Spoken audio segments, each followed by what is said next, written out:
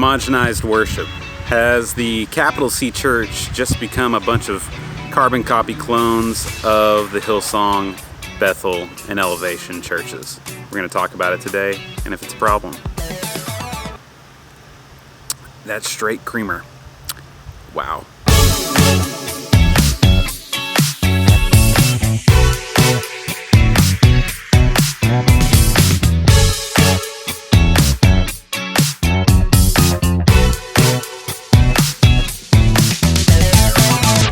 So I'd love to do a little test. Drop in the comments what your worship set was at your church this last Sunday, and let's just see how much crossover there is. I do think this discussion will be an interesting one, and I don't really know where I land on it, this copycat worship mentality, but I'm going to just kind of unpack my thoughts, and I'd love for you to put yours in the comments as well.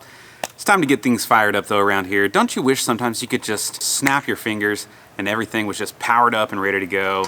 Nothing was going to go wrong. Well, today that was the case because of my tech director, Brett. Nice work, Brett. Thanks. Show you guys a new little toy we got here.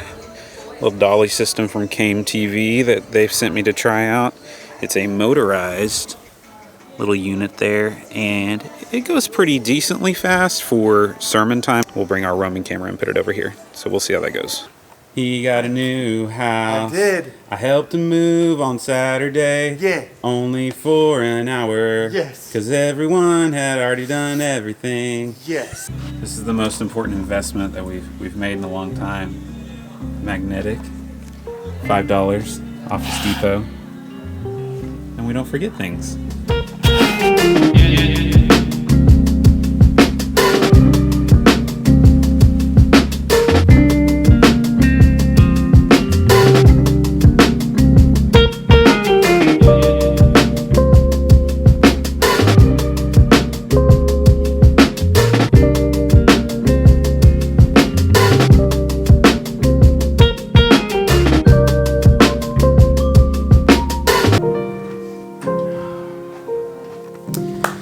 All right, first service went great. Band played great. We actually didn't have midweek rehearsal this week, so it was a little interesting. We've done all those songs before. Unrivaled, which maybe you've never done. Fully Devoted, which maybe you've never done. Those are both, one of them's Life Church, one of them's Leland, I think, wrote it. And then it's by some weird band. And then, obviously, Living Hope. We did the Cross Church version. And then Because He Lives, I think that's a Gaither song, actually. So I'm curious if there's any overlap between our worship set and yours. Because there was an article that recently got published that talked about how in the last 15, 20 years, the vast majority of the worship songs that are being sung in churches are being written by just a handful of people. We're talking Elevation, Hillsong, Bethel, obviously. And the question I've been asking myself is this a bad thing? Has worship in the Big C Church become very homogenized to where we're just all kind of doing the same thing, imitating each other?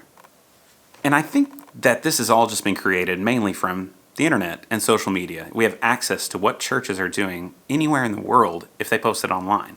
We have websites like Loop Community and Multitracks that allow us all to play with the original stems of the recordings. We've got places like Worship Artistry, Worship Online, Worship Tutorials that basically spell out exactly how to play parts for the songs. And so it starts to feel like maybe we're all just copycats of these larger churches. And to be honest, I don't really know how I feel about this. I can totally see both sides. I mean, all of these resources that we have available really do allow us to increase our excellence level and execution, but has it led us to be imitators rather than creators? And the bigger question I have is perception reality? It feels like there's a lot of copycatish, creating worship clones, us just doing what the bigger churches are doing. And I know that CCLI might tell that story in the top 100, but I'm just not totally sold on it. As I review live streams, man, there's so many different cultures of churches, and I watch them and I'm like, I've never heard this song before, never heard this song before. Now, there are definitely a lot of us singing This Is Amazing Grace by Phil Wickham, which was a collab with one of the Bethel guys, which is how so many of the songs get written by the same people, because the big churches hire the great songwriters and musicians, and then they collab, and it just becomes this whole thing. And then there's the worship industry, which I'm not even going to get into because I don't really know that much about it. But I don't think this is anything new. I mean, I think about my church experience growing up in the 80s, 90s.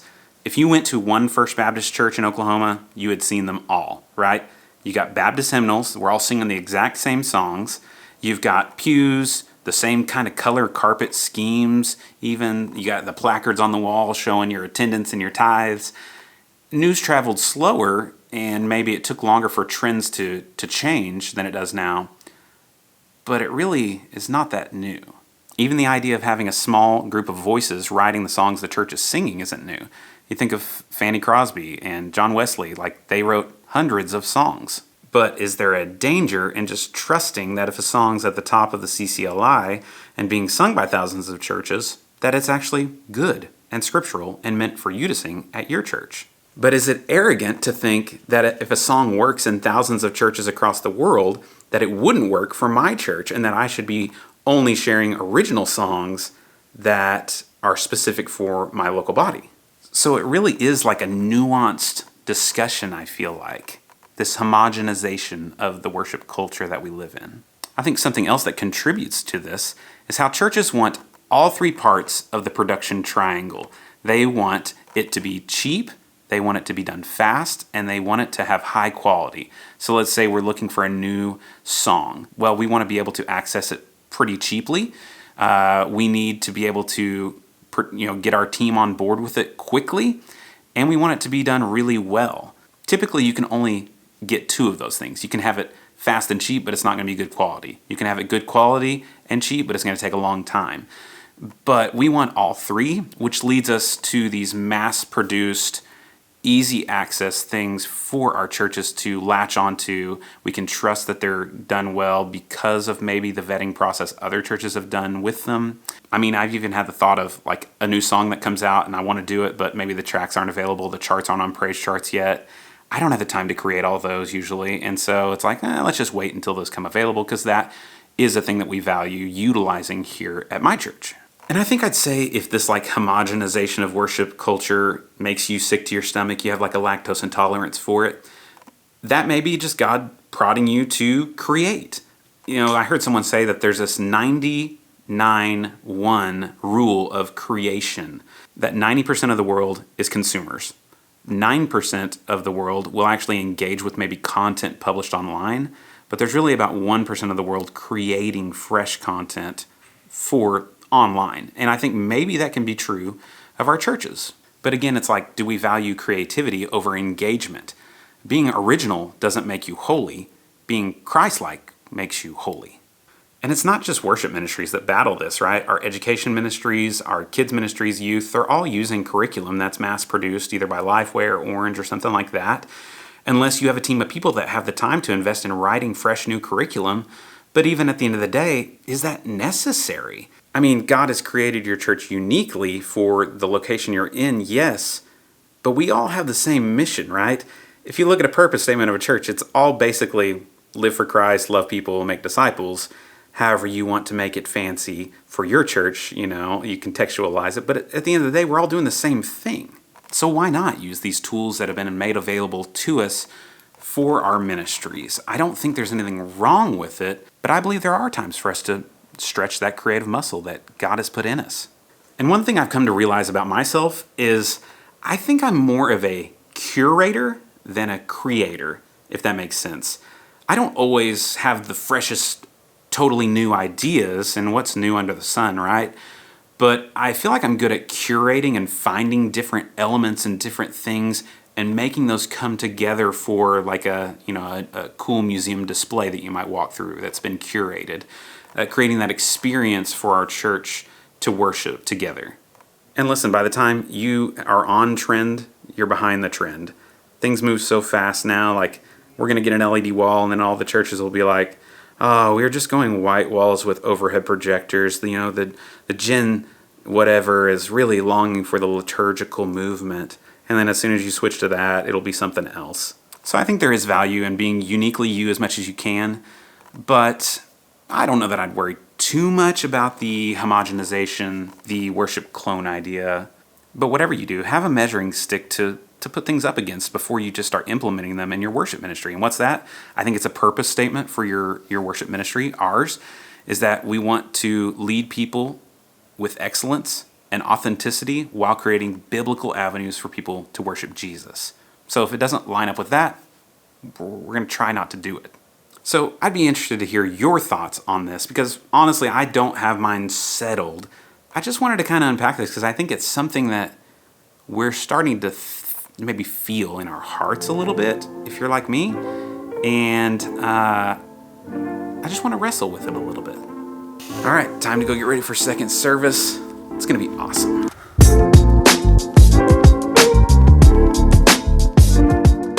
So not only is Jansen a great lead electric guitar player, he's also a professional Rubik's Cube solver. Is that right? Yes. All right, let's see how fast he can do it.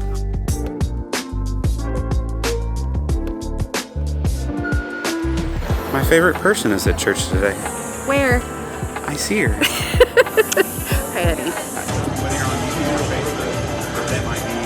Let us know, are you on vacation for this Labor Day holiday weekend, or are you just being lazy? You know, you're just chilling on the couch, and that's okay too, because you're jumping on the live stream, and we'd love for you to really engage in worship with us today. Don't just be a spectator. This is not a spectator sport, okay?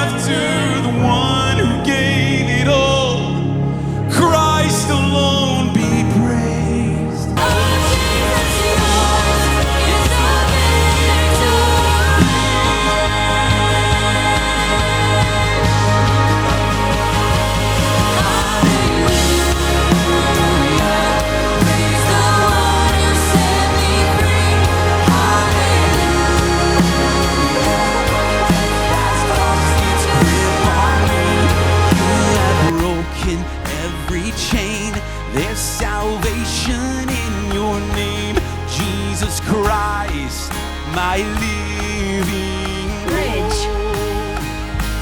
Hallelujah, praise the one who set me free. Hallelujah, death has lost its grip on me. You have broken every chain. There's salvation in your name, Jesus Christ, my living God. Oh, Jesus Christ, my living God.